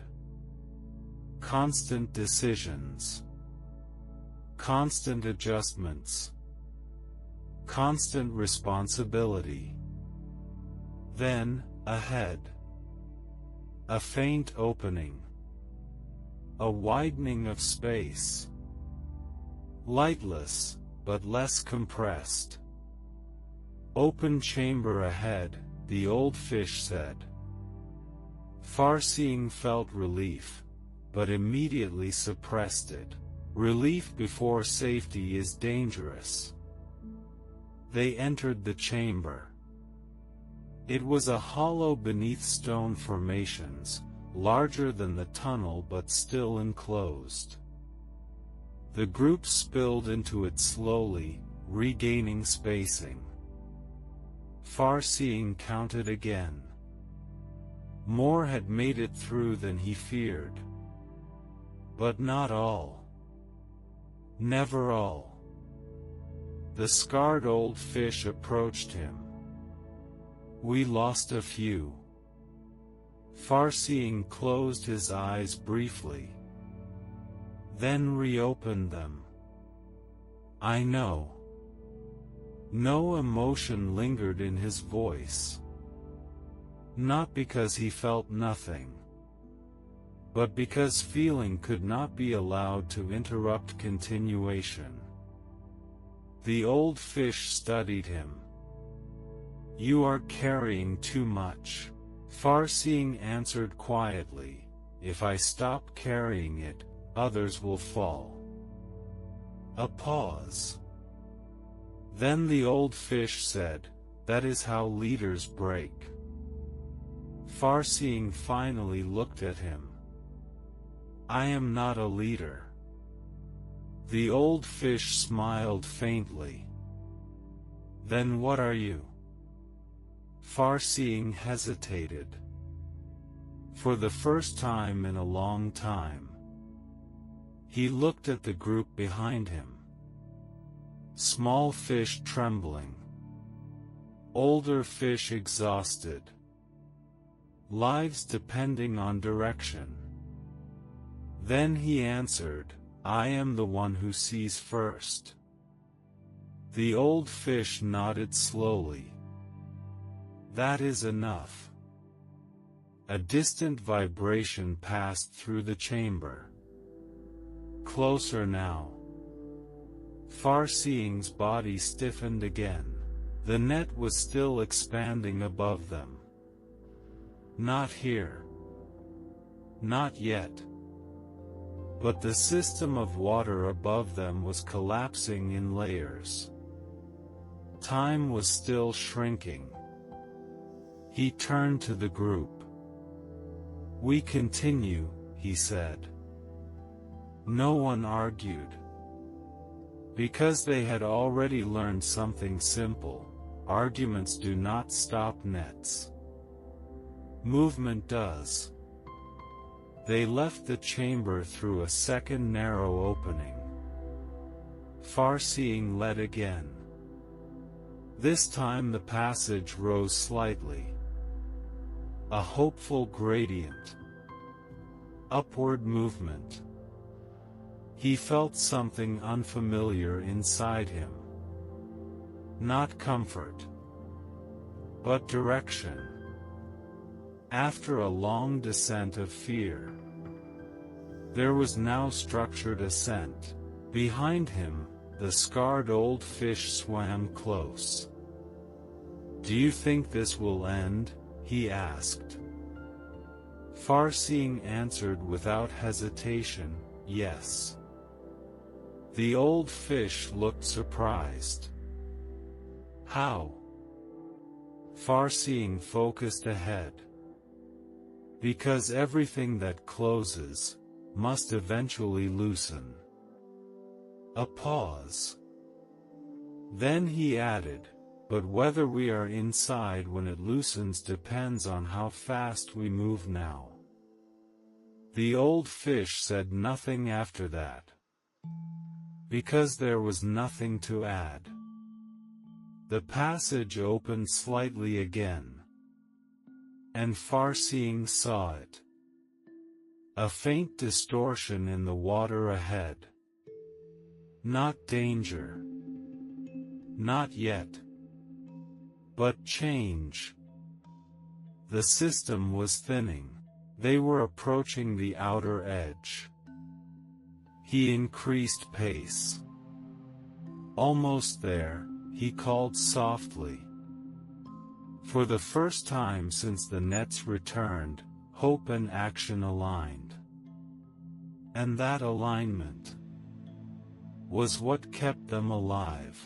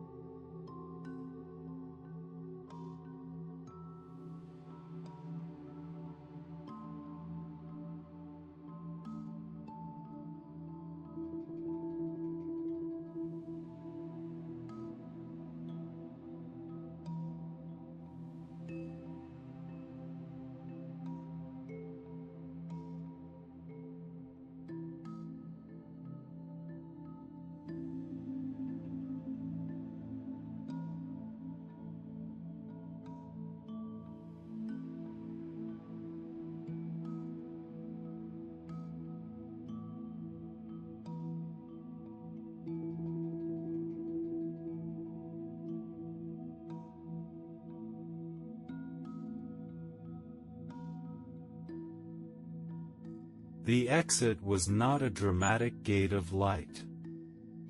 It did not announce itself. It simply appeared as a gradual softening of pressure in the water, like a hand slowly releasing its grip.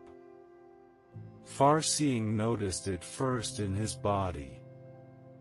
The current stopped compressing him. The stone walls no longer pressed inward. Even the sound of the water changed, becoming less confined, more open, as if the world itself had widened its lungs. "Slow down," he called softly.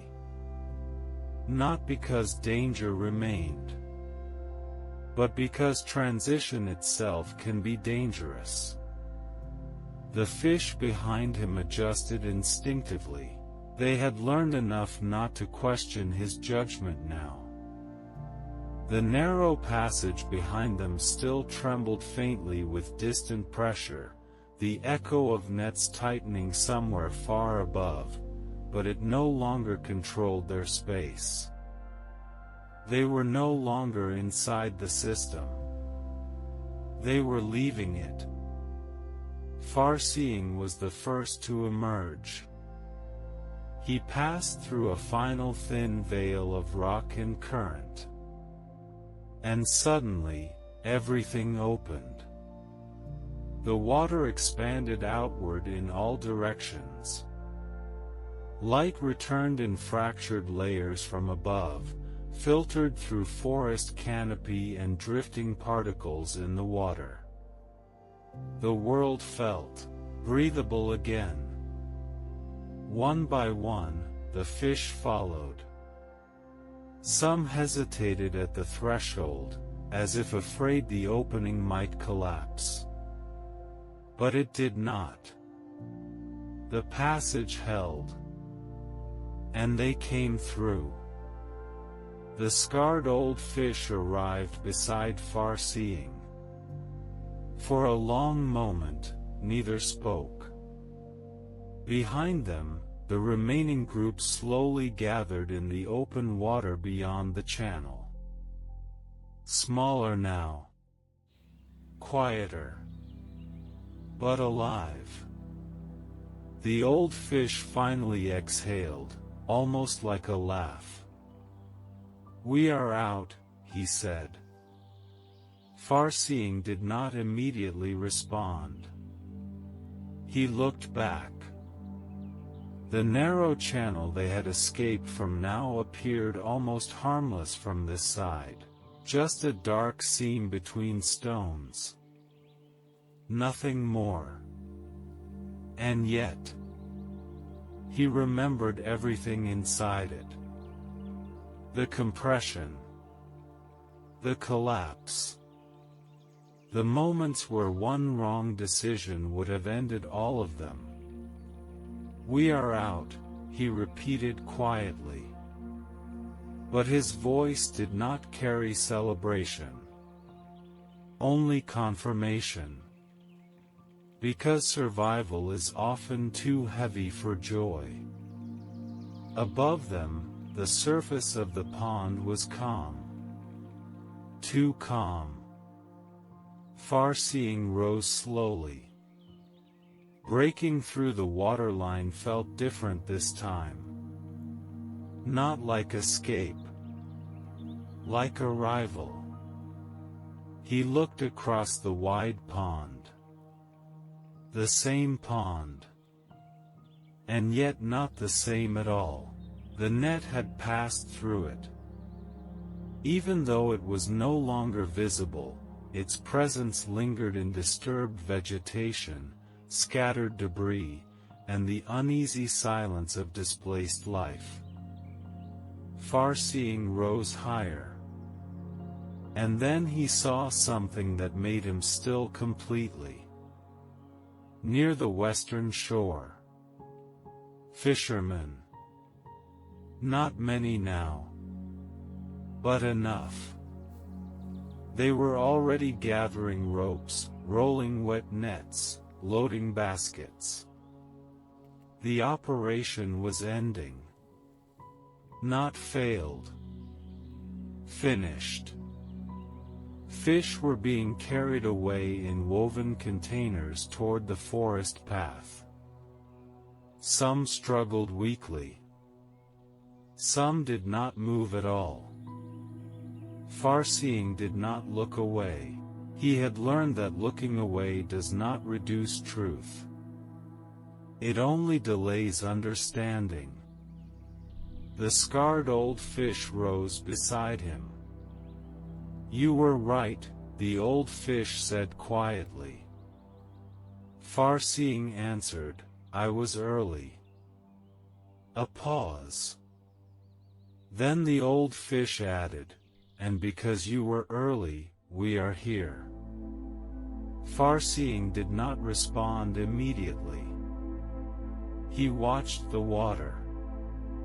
Ripples slowly returning. Not peace, but recovery.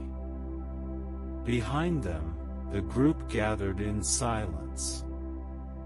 No cheering. No collapse into relief. Only presence. Because they had crossed something that changes how silence feels, the old turtle surfaced near them, slow and steady as always. He looked toward the shore. Then toward the fish. Then toward Farseeing. "It happened again," the turtle said calmly. Farseeing turned slightly. "Yes." The turtle closed his eyes for a moment. "And you moved in time." Farseeing replied, "We almost did not." The turtle nodded. "That is always how it is." A long silence followed. Then the turtle spoke again. "Now you understand something many never learn." Farseeing waited. The turtle continued, "Danger is not what kills most beings." He paused. "It is delay." Farseeing looked toward the distant forest path where the last baskets disappeared. "I understand now," he said quietly. The turtle drifted slightly deeper.